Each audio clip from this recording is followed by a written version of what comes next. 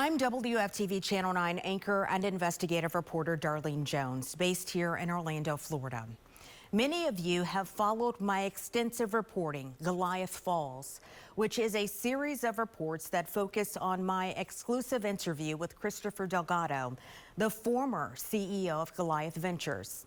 It's about 7 hours total, recorded over several weeks in the weeks after he was arrested and placed on home confinement. In May, just 4 days after our first story aired, we received a federal subpoena for that video of that interview, which is not protected by reporter privilege. We are posting the interview here on YouTube so that you can also see it. During my interview, Chris Delgado made a lot of accusations against some of the people who worked for Goliath Ventures and some high-profile people he was connected with in the Central Florida community. I have been in contact with attorneys representing some of those who Delgado made allegations against. So far, none of them have been charged with any crime. So without independent confirmation of the allegations, we here at Eyewitness News made the ethical journalistic decision not to name them at this time. It is important for you all to know that in journalism, we are held to a much higher standard than bloggers and social media enthusiasts who may post content on their platforms with a less stringent verification process. We will continue with our diligent reporting to verify the facts in this important ongoing federal case. And we will update this site and all of our WFTV platforms with the latest information as we do so. So tell us your name, who you are, and what you do. I talk to you or look at the camera? Just look at me the whole time. It's a great question. I'm Chris Delgado, former CEO of Goliath Ventures. Walk me through who you are and where did you grow up? Well, I grew up, I was born in San Bernardino, California. And I lived in the Inland Empire for a little bit till I was about 4 or 5. And my mom had met my stepdad, I think in '94. And we eventually moved to Victorville, which is a little desert town in the high desert. And that's where I grew up. What was that like? What was your environment? Well, we're a single family household income. My dad was a truck driver. I think he made like 28 grand a year. My mom was a stay-at-home mom, but we lived, I mean, my neighbors were Section 8 neighbors. You know, neighbors across the street were on Section 8. The neighbors next door, they were immigrants from Guatemala, construction workers. So we grew up in a low-income area. We had a beautiful home that my dad had bought, but this is the early 90s. You know, homes weren't, I think their home was like $87,000, which today is, you know, non-existent. But 3-bedroom, I think, yeah, 3-bedroom, 2-bath house on a little less than a half acre. So my dad did his best as he can to provide for us and give us a good upbringing. Much different than where we're sitting now. Yeah. little different. What were your parents like? Were they strict, conservative, lenient? Very. I grew up in a very conservative Christian household. You name it. Every Sunday church, Sunday night church night service, Wednesday youth group, Thursday Bible study. We were very involved in our local church. It was kind of our only friend group, especially as kids. You know, we didn't really make friends at school because we had our church friends. So there wasn't really a need to kind of fit into school or, you know, or make friends. Or not that we didn't have friends, we definitely did, but our core group of people that would always be at our house was people from our church. How did that make you feel growing up like that? I mean, it's kind of just the world you know. You know, someone asked me that the other day. we grew up very low income, but we had food on the table. We had a roof over our head. We had hot water. But someone asked me, like, how did it feel being poor? And even if you look at that, and yeah, we grew up poor and low income, it was our world. We didn't really realize that this was lower income. It was just kind of the world that we lived in. You didn't know you were poor. It was No. yeah. Yeah. When I didn't know at the time how much my dad really made. I just knew he worked every single day, left in the morning, got home late. My mom would cook dinner at home. We rarely ate out. You start realizing when you get older, because the spending habits, my mom could only put $20 into the gas tank, or, we'd leave church and we'd want to go out for breakfast, and your parents would hesitate. And then they'd be like, don't we have food at the house? Yeah, we have food at the house. Or, don't you have this going on? Yeah, we can't go. We have this going on, kind of thing. So you pick up that stuff later, and then you kind of realize, yeah, they did as much as they could to shield us from, actually realizing how poor we were. So, like, when you think about that, like, what's your earliest childhood memory where it was like a core memory from your childhood? I had to been, I think, 2. I grew up in a trailer park in Fontana, actually right across the street from Kaiser Permanente, Fontana, where my older brother was born. I remember my aunt living across the street in the other trailer. And me and my brother would just play in the street in our diapers. When you live in a trailer park, it's kind of its own little community. So, you have the old grandmas and grandpas that live there. They leave the tricycles out. They leave their grandkids' toys out, and it's kind of community. You kind of play with that. So my earliest childhood memory was just playing in the street with my older brother in our diapers in this trailer park. And I remembered it so vividly because we had a chain link fence at the end of the trailer park, and it was the I-10 freeway in California.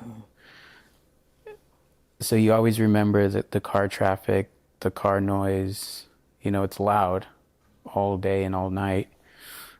And trailer park walls are this thin. But that was one of my earliest memories. Why do you think that is? It's unique, I think.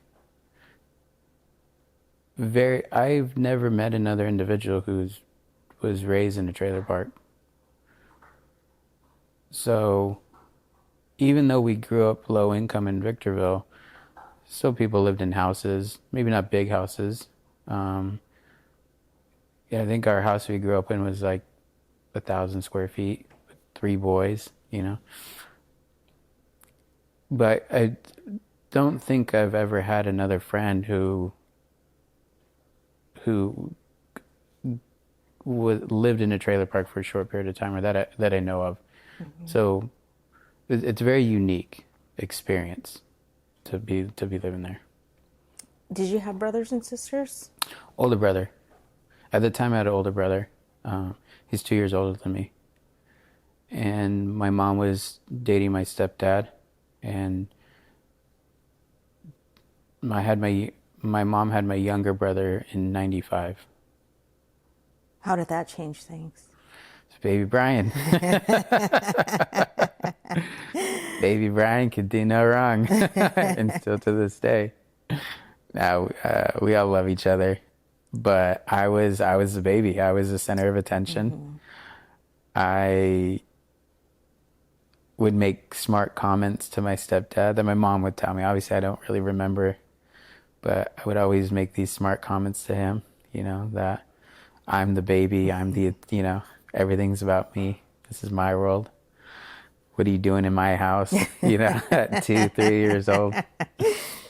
But then baby Brian came along, And that was, he was the focus of attention, which is good. I love my brother, so I understand. He's very charismatic, How did you make it through high school? Were you smart? Yeah, a lot of people don't know. I graduated third in my class. 4.3, I think, GPA. Yeah, 4.2 or 4.3 GPA. I loved high school. I always had I had a helping hand. My brother's 2 years older than me. So as a freshman, junior, and high school is all about knowing the juniors and the seniors and being in with this group and that group. So it made it easy because my brother's 2 years older. I was a freshman, he was a junior. I got to meet seniors. I got to, meet his junior friends and be in those crowds. But I've said this before, my God-given talent is people are just attracted to me. People, what's the right word? Naturally drawn to me. And I realized that in high school. I realized with my teachers, I could get up in the middle of class, walk out, go to the bathroom, walk into my girlfriend's classroom, give her a kiss, walk out, go back to class, not an issue. But any other student would get immediate detention or immediate, demerit, whatever it might be. I don't know why that is. In high school, I don't know why. I don't know if maybe my grades were allowing me to, get extra perks and benefits. I don't know what the teachers were saying in the teacher's lounge. At what point did you start thinking about what you wanted to do, what you wanted to become? Who you wanted to become? Like, what did you want to be? I didn't know for the longest time. We didn't grow up with college being pushed to us. My parents didn't go to college. So all we knew is don't be truck drivers, because all my dad would do is complain about truck driving and everything he had to deal with then. So we're just trying to kind of navigate, who we wanted to be, what we wanted to do. I fell into law enforcement and almost became a sheriff with LA County. A lot of it was because I was lost. I didn't really have a career path. I didn't know if I wanted to go to college. And also too, when you grow up in lower income families, the first thing always on your mind is I need to make money. I need to get into the hustle. I need to start providing for myself at least. And so you kind of get into the rat race. And so at 16, when I got my first job at the movie theater, I was like, okay, I'm making a little bit of money. I'm figuring it out, and things will start coming to me as I figure it out. And then you have the influence of others. And at the time, my mom had friends who their husbands were either California Highway Patrol or sheriffs or policemen. And I just thought that's just the coolest freaking job, And so I went down that pathway. It was very, very close. What happened? I got a call. I worked for In-N-Out. I went from the movie theater to go work for In-N-Out. I worked in the store from 2009 to 2013. And I'd been volunteering at different charities that In-N-Out Burger was doing, whether it was personal for Lindsay, the CEO, or for the organization. And so my name was getting thrown around into these executive, higher ups. And I meet the director of events for In-N-Out at a charity event that I was volunteering at. She really liked me. And so I get a call. First off, you're talking about 2009, 2010, 2011, you know, you just had the big financial crash. You just had, you know, housing crisis, everything kind of going on. And then the nation goes on a hiring freeze of first responders, which everyone said when the nation stops hiring first responders, like it's a kind of a big moment in our economy. And I think we are officially in a recession, almost into a depression. There's a lot of talk, you know, that this recession will go into depression and be worse than the Great Depression that happened. So it was a lot of things going on. That's why I stuck with In-N-Out, because I didn't have another choice, because no one was hiring in first responders. Were you flipping burgers at In-N-Out? Yeah, yeah. Well, I mean, you start off cleaning tables and cleaning tables. What's funny is when I got hired at In-N-Out, my first day, the manager on duty, she looks at me and I'm like, "Hey, I'm Chris. It's my first day. Not sure what I should do." And she goes, "You know how to make your bed?" I said, "Yeah." She's like, "You know how to clean your room?" I said, "Yeah." She goes, "You know how to wipe your butt?" I said, "Yeah." She's like, "Then go out there and clean." And I was like, that's pretty simple. Table's dirty, clean it up, you know, and kind of figure it out on your own kind of thing. But yeah, you move yourself up from cleaning, you know, bathrooms and tables in the dining room to eventually working in the kitchen. And at In-N-Out, cooking the burgers is like the highest, you know, it's their sacred product. So being a cook for In-N-Out, it's like the highest position. You're the most respected in the store. You kind of get away with whatever. You're kind of your own little manager in being able to direct the team while having other managers there. But the management staff definitely leans heavy on the cooks to drive, you know, the store during the day or during the night. How long were you a cook? I was a cook for... Well, how long did it take you to become a cook? So the first year I got 5 promotions. So it's level 1 through 7, and level 6 and level 7 are cooks. So the first year I got 5 promotions, but what happened was I went to a busier store, and that store started out as one of the original stores. It was the anchor store between California and Las Vegas. So it had a basement. It was, you know, very small because it was basically just a store to service the you know, people coming off the highway, and then store product there and then get it to Vegas as fast as they could. So that store kind of had a cult employees. And so I come stepping into, after they just remodeled it, made it beautiful, you know, all these things. I went with the manager that hired me. He was taking over that store and I wanted to go work with him. And so I get there, I walk in as a level 5, and they're the ones who wrap the burgers. So they're working right next to the cooks. They're talking to the fry people, kind of driving the front end of the store. And nope, they're like, "You got to learn how to cook fries at this store." And I remember, mind you, I'm a level 5, almost a level 6 to cook. But this store had such a cult environment that they put me on fries, and it was a Friday night, and they wanted to teach me. I didn't have a name.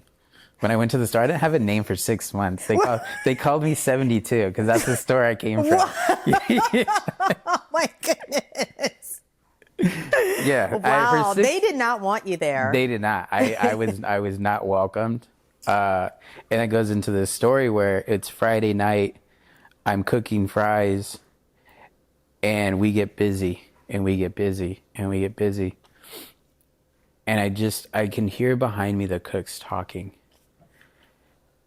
And when I didn't know what they were saying at the time, but it's called being snowed. You have so many orders on your table that you just can't, you're buried into it. And their idea was that if they could just drown me in orders, create that pressure, create that stress, that I would just go back to my other store. To 72. Yeah. So the whole time, come on 72, come on 72, come on 72. and I'm just not quitting. I'm like, I'm not going to let these people defeat me. Like, they're playing a game, and I'm not, one, I don't want to play their game, but two, I'm not going to let them win. So finally the manager taps me on the shoulder and was like, go take a break, because I couldn't keep up. So I go take a break. He comes down, he's like, how are you feeling? And I was like, I know what they're doing, and they're trying to break me, and they want me to go back to my other store. And I was like, but I'm not going back. And I was like, I'm here to stay. And I said, so unless I get fired or I get sent home tonight, because they're like, what do you want when you, after your break, what do you want to go do? Do you want to work in the back so no one sees you and peel potatoes, or, you know? I was like, no, put me back up there. So I came back from my break, jumped back on fries, and I was like, all right, let's play this game. And it never happened after that.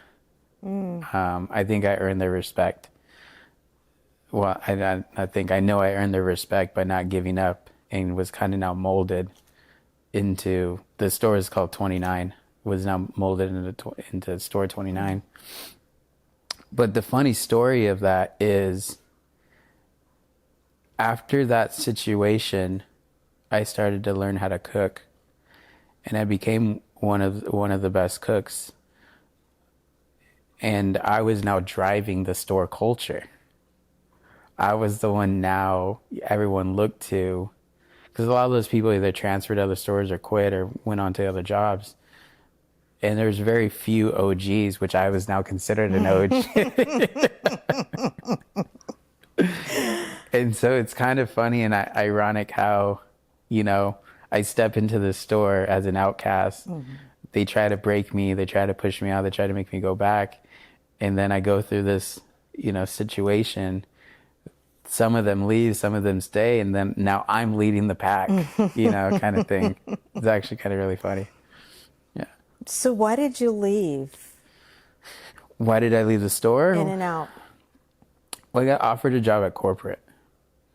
And again, I was still kind of going back to law enforcement. I was still focused on being a cop. I was in shape. I was working out every day. I was just keeping on things because we were still in a hiring freeze. So I get a job offer to go to corporate, and that was Monday of September in 2013. That Friday, same week that I'm at my corporate job, I get a call from my background investigator saying that there's an academy in October. The hiring freeze is done. Now they need to fill the academy, so I need to get down to LA so I can finish my background. And I remember taking the call and hanging up and so excited, yes, my career can finally start. And then I took the whole weekend and I just struggled with the idea of becoming a sheriff. And it wasn't because I didn't want to do it. I don't have a high school education, I don't have a college education. I don't have a college diploma. I graduated high school and I went straight into the workforce. And I knew how important in corporate America titles were. And I knew that now that I'm in corporate, I can say I'm in corporate America. I can work on getting different promotions and different titles, and that would carry me. Because now that I'm in corporate America, if I go work for another company, all they're looking at is your title and your role and responsibilities. I'm coming from this massive company, In-N-Out Burger corporate. So everyone has love for the store, but then it's like, oh, you work in corporate. Wow, it's crazy. So I said, I want to run with this opportunity with In-N-Out. And maybe put the sheriff job on the back hold. And so that Monday morning, while on my way down to my job, which I was driving 2.5 hours to and from work. I was driving from Victorville to Irvine every single day. I called my background investigator and I just said, hey, I've been blessed with this amazing opportunity. I don't want to give it up. And so I won't be coming in today. And all he said was, I understand you have 2 years before your application expires, and if things change, things change. And that was it. So what were you doing at corporate? So I was the events administrator. I was working with a team of 22 people. In-N-Out was big regional events, internal event company that they would put on for their employees. And so I was helping the event planners and the corporate planners with just different tasks for different regions, different things, helping in the charity aspects too as well, because I was still involved in that. So I kind of had my hands in a little bit of everyone's work because I was assisting them too. And I was actually at the time the only male that worked in a female office, so a lot of the lifting the boxes, moving, moving the pallets, all that kind of stuff was helping them. So I would go to events with them and helping unload, load, all that kind of stuff, So it was an interesting experience, I would say, working with 20. Talk about turning the tables. So why did you leave that? I actually didn't leave. I got fired. After 8 years with this company, devoting so much time, sacrificing so much time, I accepted tickets to an Adele concert at Staples Center when it was originally called Staples Center. And In-N-Out didn't have a corporate policy on accepting gifts. And my position at the time, I was working with a lot of store incentives. I had a lot of vendors, outside vendors that I worked with. I did a lot of work with AEG, who owned the entertainment at Staples Center at the time, and so I had a lot of contacts there. So they reached out and they said, "Hey, we have 2 tickets. You've been a great client for the last couple of years, and would you want to come to the Adele concert?" Which, before Taylor Swift and all that kind of stuff, she was, she sold out the show in like 7 seconds. So I was like, yeah. So at the time, I took my wife, and we had a great time. And came back, in the typical corporate chatter. They're like, what did you do this weekend? And I just said, my wife and I went to the Adele concert. How'd you get tickets? And I was like, oh, they treated us. But I didn't know that I had enemies. I didn't know that I had made enemies in my own department. And so, one of the girls reports it to HR, and they do their investigation. 2 months later, I go stay with HR, and it was very simple. The lady asked me, "Did you take tickets to see Adele?" I said, "Yeah." "Did you know it was wrong?" "No, we don't have a corporate policy on accepting gifts." And I was giving gifts to, a lot of people are coming to me for tickets and events and this and that.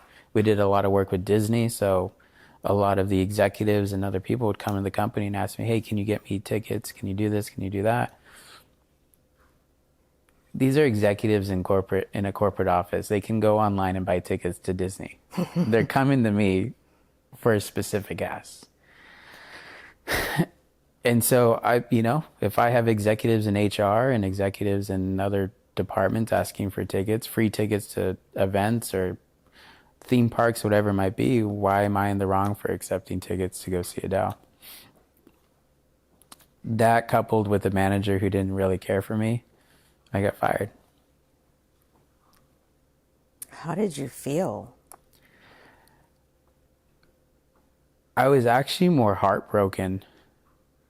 This is a company that I was a rising star in.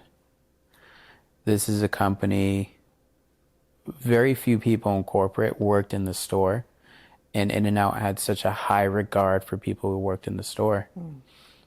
So this is a company where I came from the store. I brought the culture of the store. I was driving 2.5 hours to work. I had a dedication. And then off the clock, I was driving to LA or driving to other things to support the things that I was doing in my job that they wouldn't pay me for. But I knew that if I just went there, there'd be a peace and a calmness working with the store manager, the district manager, whatever. volunteering my time at the personal charity events of the CEO and the charity events that the company was putting on. So I invested a lot. And so when they made the easy decision to fire me, I was definitely heartbroken that not more went into the decision making, knowing that I worked closely with Lindsay, knowing I worked closely with the regional managers and the divisional managers, them knowing my impact in the company, even in the corporate office. Every floor I went to, it was like, oh, Chris is here. When I would not come into work, where's Chris? Having that big imprint on corporate culture, and then I make one mistake and I'm fired for it. Yeah, that sucked. It definitely sucked. You're married now. Yeah. I mean, that's a hard conversation to have. Did you move back home? How did you then go on to support your home? We had just bought a house. That's the funny thing. We bought a house in July of 2013. This is October of 2013. Mm-hmm. Yeah, I came home. Obviously earlier than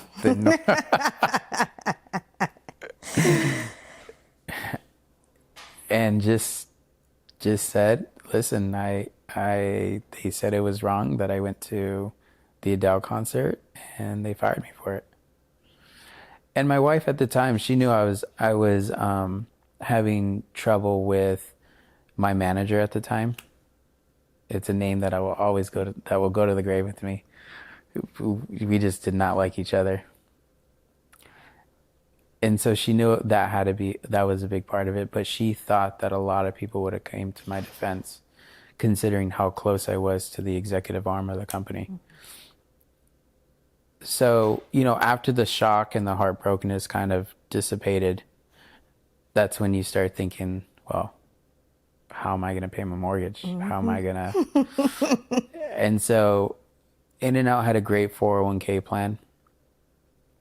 I think I had like $17,000 in my 401k. So I drained that, took the penalties. I think I came out with like 13 or 14 grand. And I knew, okay, if we just use my money to pay the mortgage, which was $1,400 at the time, then we have almost a year for me to find a job, because my wife was still working at the time. And then I was only unemployed for 8 days. You are one lucky guy. What happened? I saw that a company called Ferry International, they're a real estate coaching company, was hiring an event planner. And I applied for it, didn't really think anything of it. And 2 days later, I get an email saying the event manager wants to have an in-person interview with you. So I'm excited, but again, it's in Irvine. 2.5 hours away. 2.5 hours away. So I said, okay, as long as I can make X amount of money, then it's worth it. Because I've been doing the drive for so long. I knew I needed to make, over 50,000 for it to be worth all the gas and all that kind of stuff. So it was actually a crazy time, because I meet with the event manager. Her name's Ashley Liu. We have a great interview. And she's kind of asking me, like, why? Like, you're in this high position at In-N-Out, and now you're applying here. Like, why? And I just told her I had so much responsibility at In-N-Out, coming from the store, going into corporate, working with this massive team, doing all these events down to the smallest detail, that I think I would excel in this role because it didn't have all those complexities that In and Out did. And so I could really focus on the mission and the drive of what the company was trying to do with these events. So you didn't tell her you got fired? Of course not. I'm vying for my income. You know? And also she didn't ask. And she didn't ask. Mm-hmm. And you know what's funny is I get offered the job. I drive home. A day later, I get offered the job. I go to work, and I only go to work for one day because the next day I have to be in Chicago. For the company? For the company. Oh, wow. And so I go in, we do a quick training, meet everyone, and I meet the COO. And she goes, "Who are you?" I was like, "Oh, I'm Chris. I'm one of the new event planners." I said, "Ashley just hired me." She goes, "I didn't interview you." And I'm like, "Oh, wait, do I not have a job now?" And she's like, "That's interesting." She's like, "Ashley always has me do the last interview for her people that she wants to hire." And so I didn't think really anything of it till as I got more comfortable in my role. And then I approached Ashley one day. We were having a self-evaluation. Mm-hmm. That's what they do in corporate America. You evaluate yourself, your manager evaluates you, and then you see where you missed. It's the dumbest thing in the world. And so I sit with her, and I was like, "I just have one question. Why didn't you make me interview with Cindy Quinn, the COO?" And she goes, "There's something special about you, and there's something that this office needed from you that I couldn't really put my finger on, but I knew the company needed you." And I was like, okay. And I mean, when I reflect back, I did some crazy things that I should have been fired for at Tom Ferry. Like what? So I was given what's the term? Let me just fix my shirt real quick.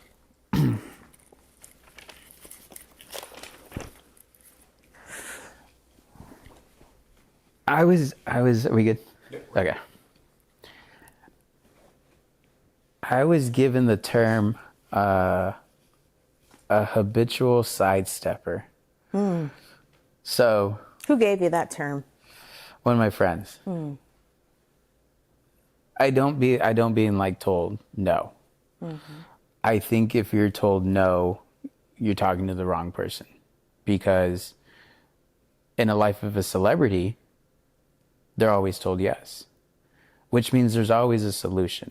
There's always someone willing to do something, because if a celebrity or someone can pull up to a closed exit and walk in and go directly to their seat and ask for a specific drink or do so, they're talking to the right people. Now, obviously, status and money and stuff like that help, but there's always someone who's willing to treat you in that light. And so our events, Tom Ferry's growing, but our events are very sales focused, and we have to be budget conscious. And part of our events would be a cocktail reception with the speaker, whether it be Tom or another one of the speakers. But when I came on board, it was just beer and wine, because it was $9 a person for open bar for beer and wine. So they're budgeting like $1,500 or $2,000.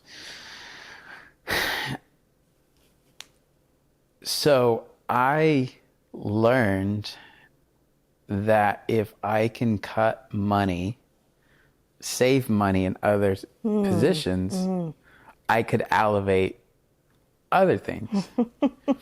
So then negotiation starts coming in, and I start calling my contacts. You know, again, I'm coming from a company that was spending almost $40 million on internal events. We worked with the biggest AV companies. We worked with the biggest production companies. My name was well known in the events industry. The company is very well known. So how do I leverage that in favor of this new company? So yeah, I start calling all the audio companies. I start calling the production companies. I start calling, and I said, "Hey, I now work for this company. I want to bring you business. It's a new client, but they're paying X amount of money for AV. I need you to bring it down 20%. I need you to bring down 10%. But the AV for us wasn't big production stuff. So we're not talking about, thousands of dollars. But if I could get $3,000 off AV and, you're a production company, we have 70 events a year. I want to give you all 70, but I need the cost to be this. Okay, I got another $2,000 over here. And you're putting all that into alcohol. Nah. Elevating the experience.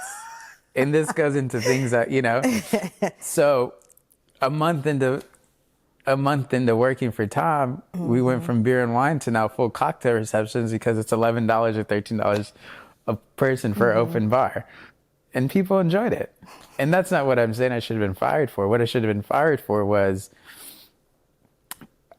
because I started elevating the events in different ways and bringing some of the culture and things that I had learned at In-N-Out into Tom Ferry, the feedback was getting great. The events are better. They're more elevated. They're at nicer hotels because I was calling in favors for hotels that we had done a lot of business with. I mean, when In-N-Out did an event, we're buying out the whole Ritz-Carlton. We're buying out the whole Four Seasons. So when I'm now working for this new company, I'm calling those sales directors and say, I want to bring you a new client, but I need it to be at this property because it's nicer. So someone in the company decided that Chris needs to be in charge of all the corporate parties. And the one that I should have been fired for, we are hosting a big event. It was Tom Ferry's National Summit event that he'd put on. And we hosted it in Vegas. And Tom had bought out Hakkasan. And again, all the execs loved me. And so I thought it would be, in my negotiations, I said, we're only doing 1 or 2 drinks per person and then it's cash bar. But anyone who has a gold wristband gets to drink for free. So I was going to Tom, I was going to all the executives, putting gold wristbands on them, just let them know. And that way, that way they know that you're an executive and you drink for free. But I don't know why I thought I should give the employees that were working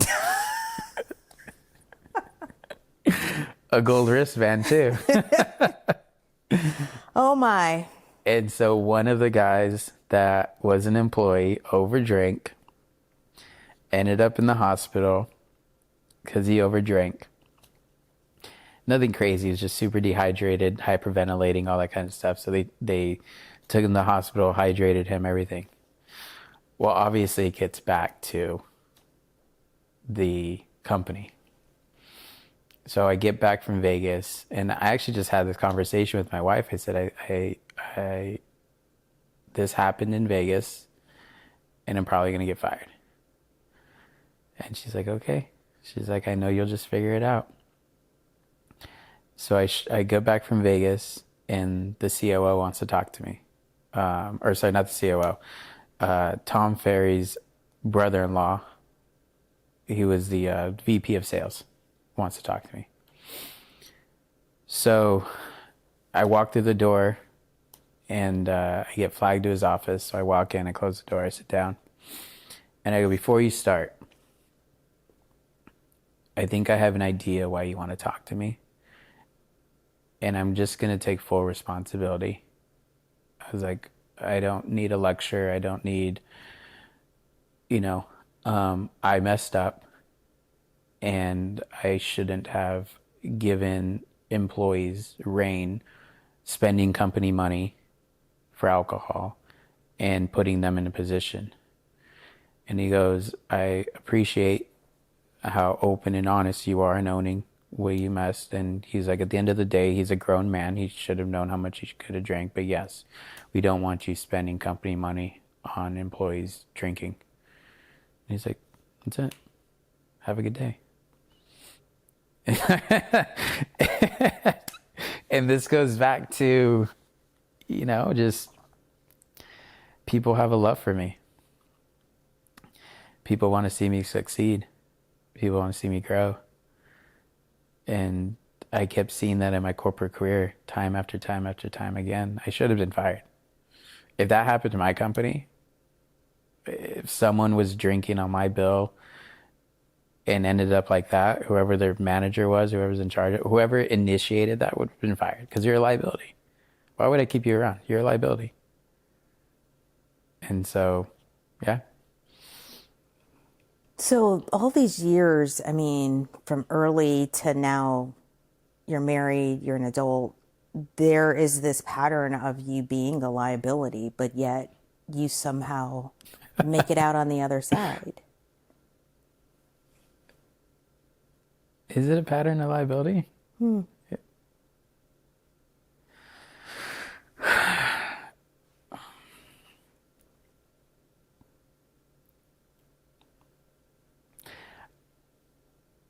However you look at it, whether it's a pattern of liability or a risk to a company, I think my ability to own and confront whatever that situation is what people saw. You know, I could have had 1,000 reasons to go to In-N-Out.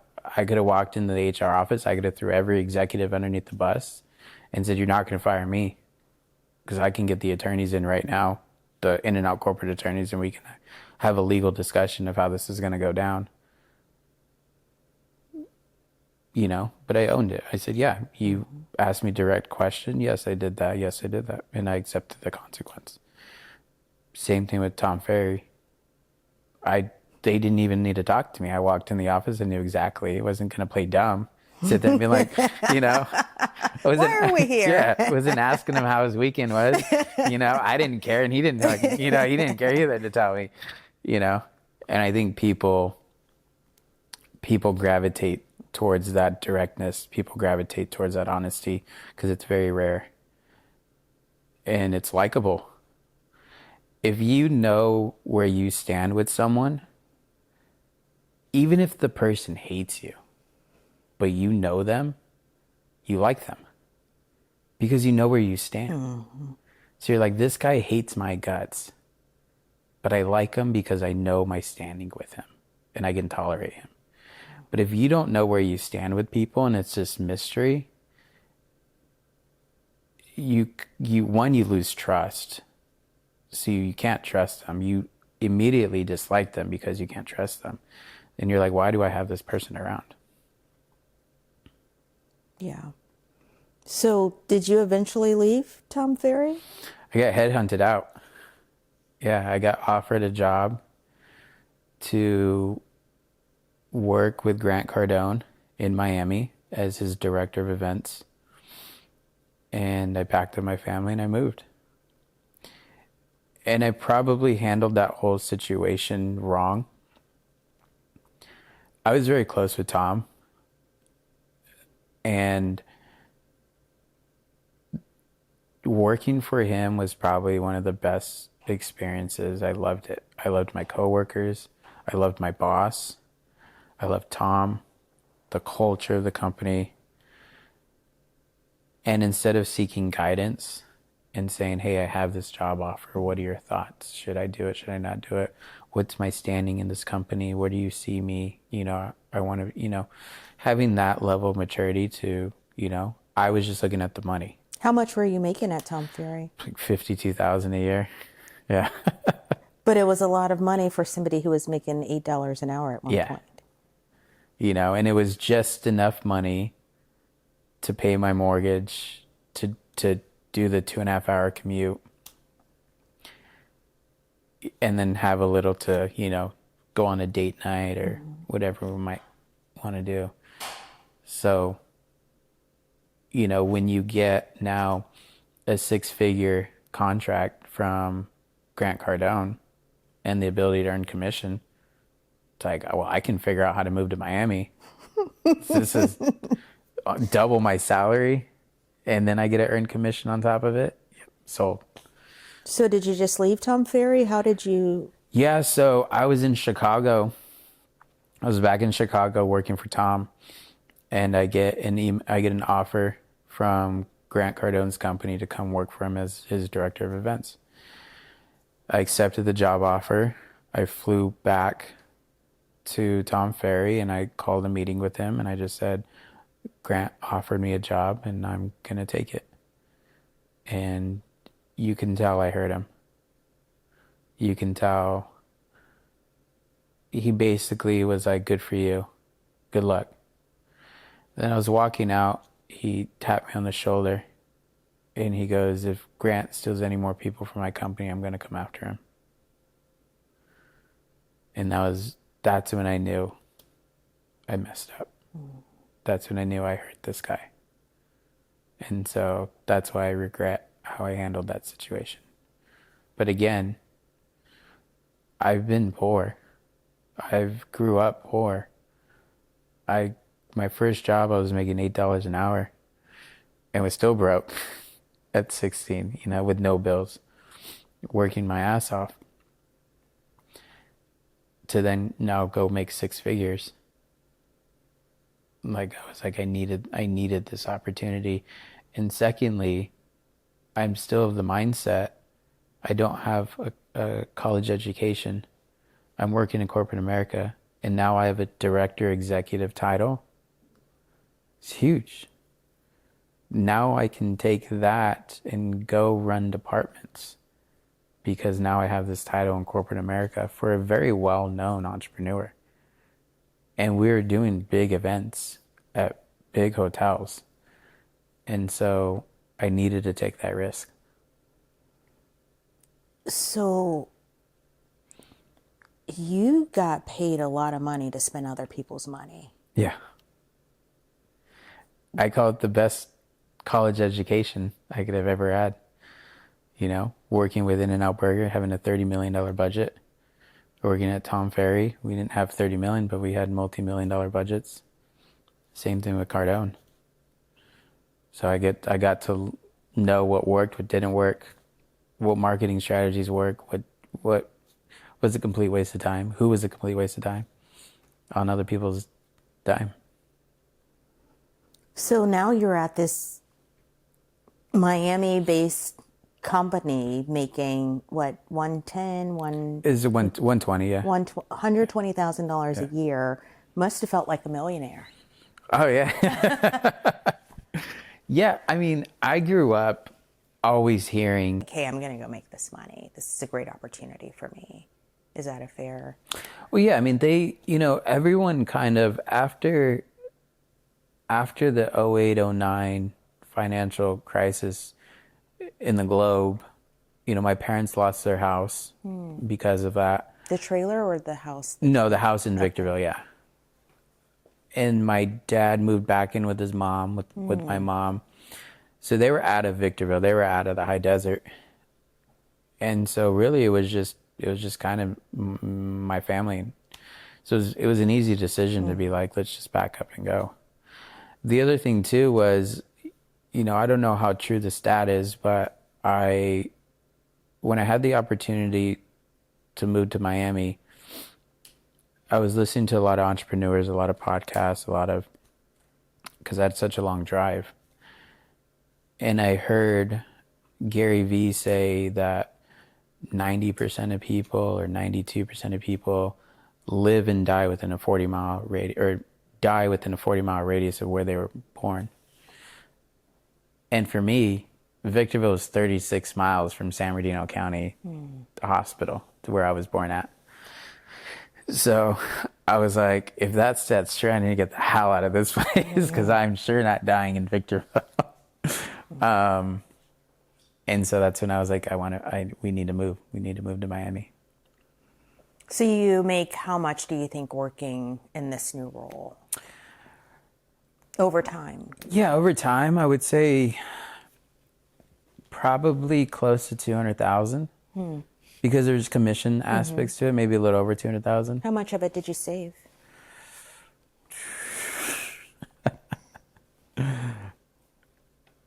I mean, there's always something, right? When you make a lot of money or when you make more than what you're used to, there's always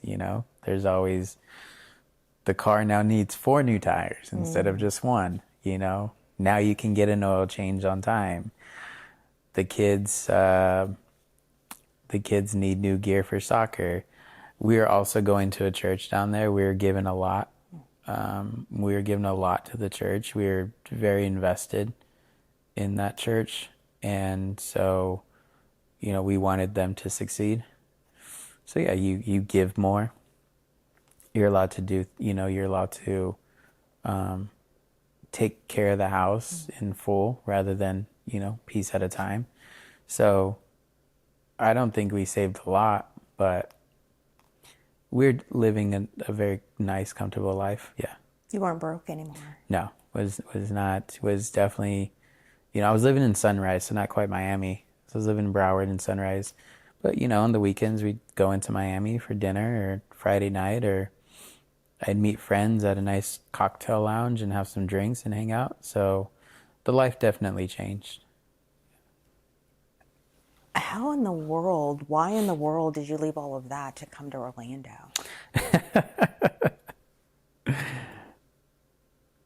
Miami is just a death trap. I knew I couldn't be a good father living in that environment.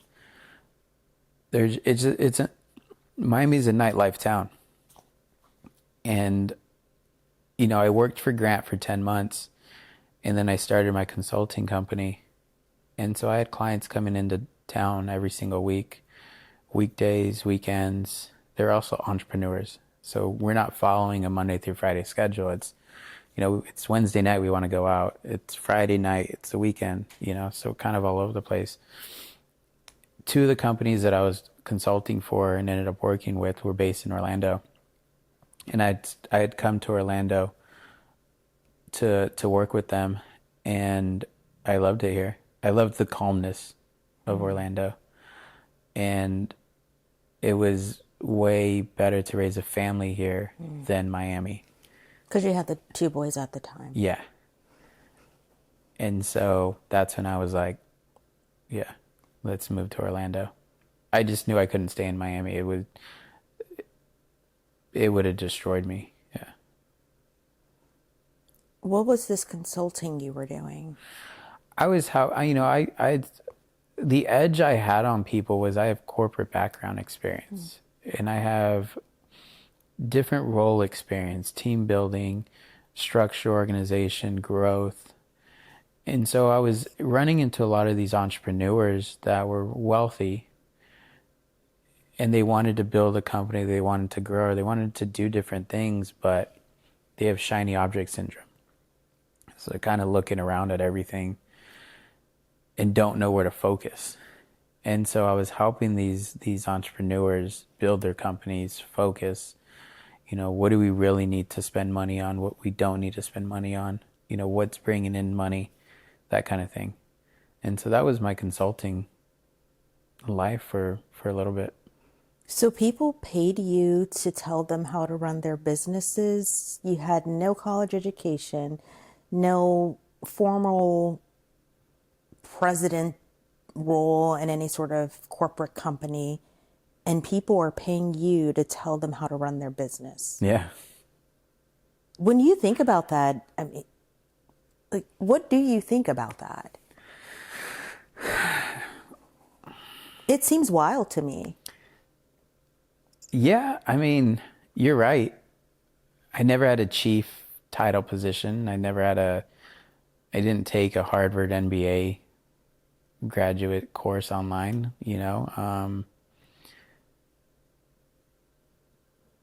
The entrepreneur space was so new, at least the social media aspect of it. And I had I was working for such a social media company. Grant Cardone was a massive, promote. Saturate the market. Yeah. And, they saw it once and you see it again. They saw it again, they see it a third time. It's just like in your face. And so you had a lot of entrepreneurs that wanted to be Grant. Well, I'm the one throwing all his events. And so I had that alert to me, and again, coupled with that attraction that people are just naturally gravitate towards me, I think no one ever questioned it. You're the first person ever that would be like, why are these people paying you? And it's a very valid question. No one's ever asked me that. What was the name of the consulting company? Gen Z venture firm. How long did that go on? Gen Z started in 2019, and we're a consulting firm until 2022. Yeah. How much did you make? Wait, so did you leave Grant and then go do this full time? Yeah, I left. Yeah. So why, I need to know, why did you leave Grant? Were you making so much more money that you're like, I don't need this? So it's kind of two-part, there's the truth, and then there's what happened. And why I say it like that is I had went to a entrepreneur event in Miami, and I had people approach me saying, we want you to consult for our company. So let's start with the truth. Is that Yeah. where we are? This is where we're at. Okay. Yeah. And so I said, okay, more than willing to, but you have to buy me out of my salaries.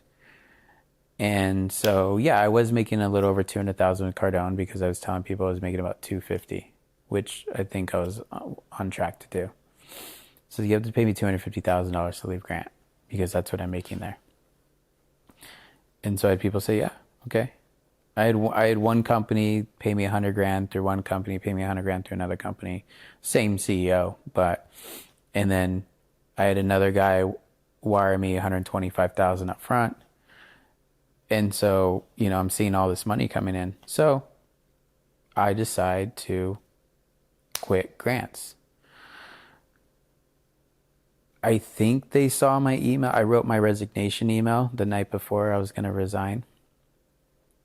And then I wake up that morning and I'm locked out of my email, which only means one thing. You're getting fired. The fact of the matter, too, is the COO was running around the office asking where I was at. And I was running late because I was quitting that day. I didn't care.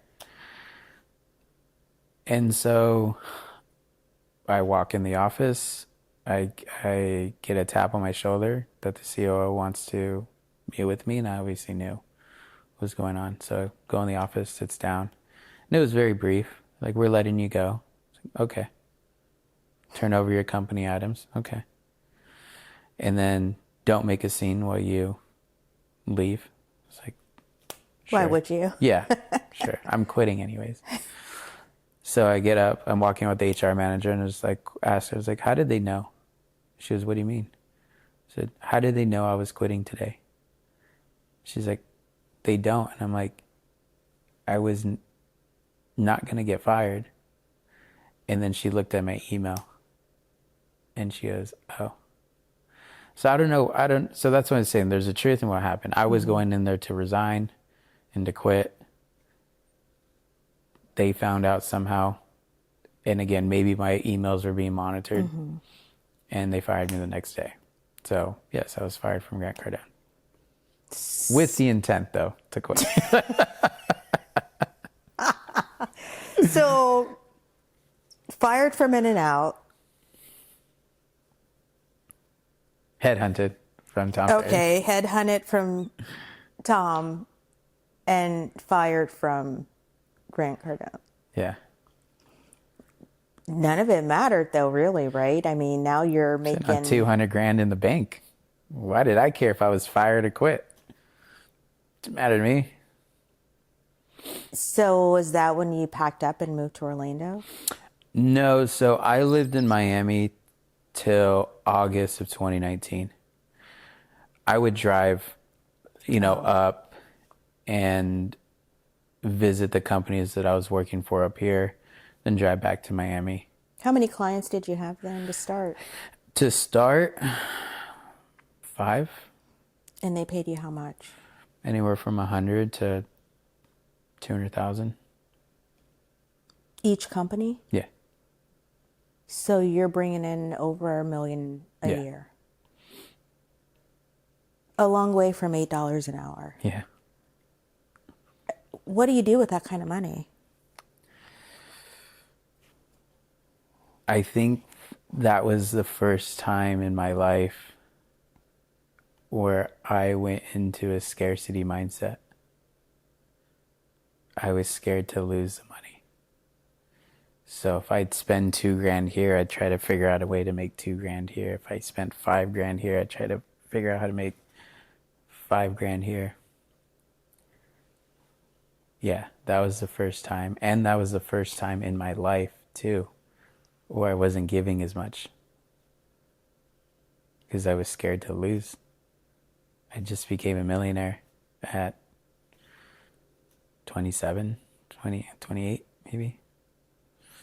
Reflecting on being poor again. Yeah. Reflecting on being back in the trailer. Reflecting on days when your mom didn't know if she could stop at the fast food place. You didn't want to be poor again. No. When you would think about that in those moments, like what was going through your mind? I knew how hard it was to get to where I was at. And I knew the challenges. I was putting my fate in other people's hands. I was taking interviews at jobs. I was hoping to get this job. And they could say yes, they could say no, but if they said yes, it would change my life. And I hated that feeling.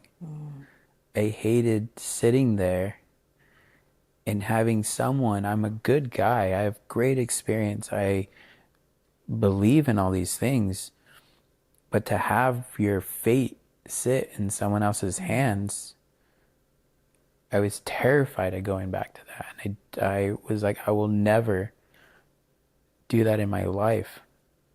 To sit across from someone and try to sell them me. Sell you me? I'm one of the most dedicated people. But people don't hire, in corporate America, people don't hire dedicated people. People hire scared people.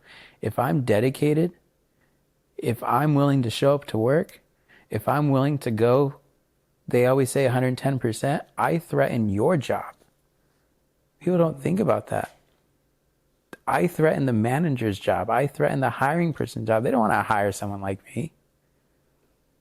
They want the person that just wants to skate by, has very little ambition, who does a great job, but just, just needs that next bump. They don't want a driven person like me. They don't want someone with a big personality, because I threaten your position. And I knew that I never wanted to be back in corporate. I never wanted to be at a 9-to-5. And I would do whatever I can to not go back to that. Wow. That is,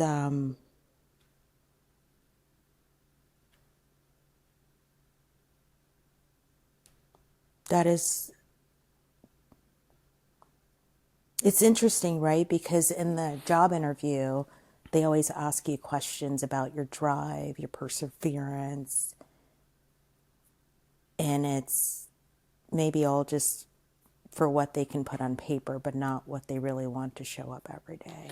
No, it's like, look at my name on a sheet of paper. One of the most qualified and perfect candidates for that job, what I'm applying for. Then you couple in my personal life. I'm a devoted father. I'm a devoted husband. I'm committed. I was with the company for 8 years. I worked in the store flipping burgers and cleaning bathrooms, to then working in a corporate events team managing a $30 million budget. Why wouldn't you want me on your team? And the only reason you wouldn't want me on your team is I threaten you. And that's a shitty, that sucks. That a lot of people today can't get ahead in life because they're too good.